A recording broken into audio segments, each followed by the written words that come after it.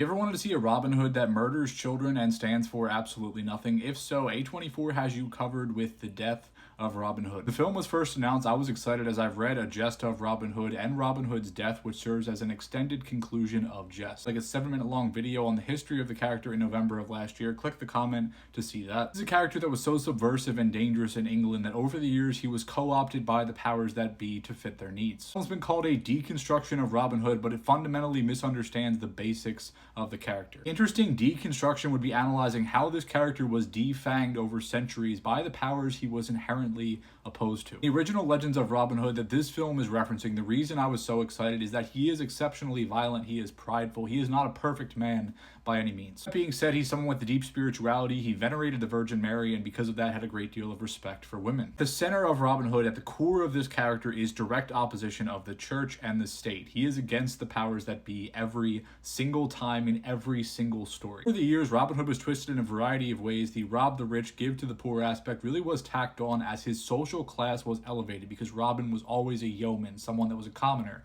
and as the stories changed, it got elevated to a secret earl or secret noble. Basically, it's a benevolent lord looking out for those below him. The other thing they did is they said he's not actually opposed to systems that are inherently corrupt, he's just opposed to the wrong people in those systems. So when there's a usurper king, he becomes a symbol for the proper king. He doesn't oppose all power, just the wrong ones. The idea was used by many kings over the years. One of the other things they did was tie Robin Hood to the Crusades. So this guy that was in direct opposition to the church becomes a soldier of the church and England and God. Death of Robin Hood opts to keep Robin as a commoner, but does not address any of the systems of power that the character existed to oppose. To do this, you no longer have Robin Hood write a new character. And ironically, Robin Hood's death is a story even in and of itself about the corruption of the church. He is murdered by the prioress and her husband. The film simply wanted to use an existing IP and then try to subvert it, right, while capturing some of the energy of Logan. They're already learning a harsh lesson at the box office that some legends people do not want to see subverted in such a cynical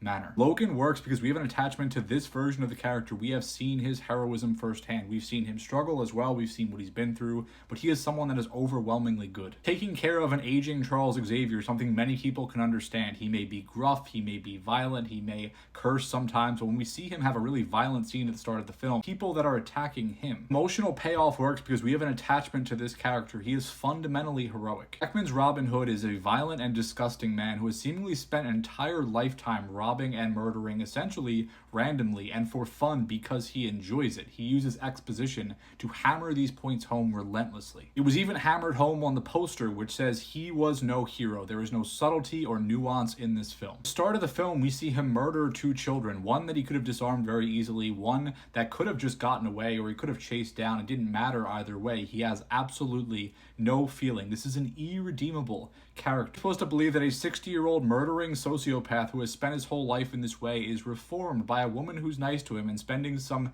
time vaguely around a child occasionally. Only for us to awkwardly be told at the end of the film, actually, a lot of the men that he robbed were bad, so that kind of undoes everything else you saw in the film up to that point. It's like it's trying to make amends. Film is what it looks like when a filmmaker cosplays as Robert Eggers, a name that's been dropped heavily in the marketing over and over. Assuming that's in relation to The Northman, which I think is Eggers' best movie, but the difference is Eggers has a deep understanding and appreciation of Amleth. This is not Robin Hood because it does absolutely nothing to engage with the actual figure. It just feels like a child poking holes in a legend that people love because he can.